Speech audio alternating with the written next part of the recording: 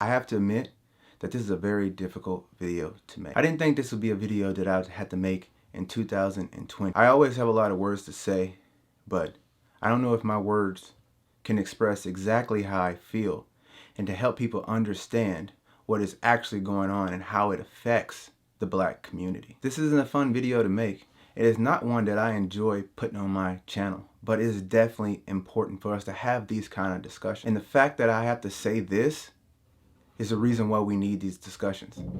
Racism is wrong. Period.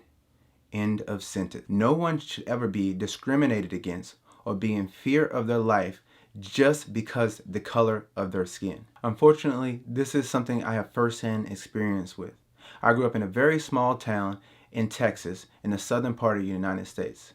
I've experienced verbal abuse and physical abuse, all because of the color of my skin. Now that I'm a father of 2 girls, one that will be 12 this month in June, and another that is just 6 weeks old, I want this world to have a positive change. The only way to fight racism is to not use violence and to not use hate. Hate is not the opposite of racism. Peace, love, and understanding is.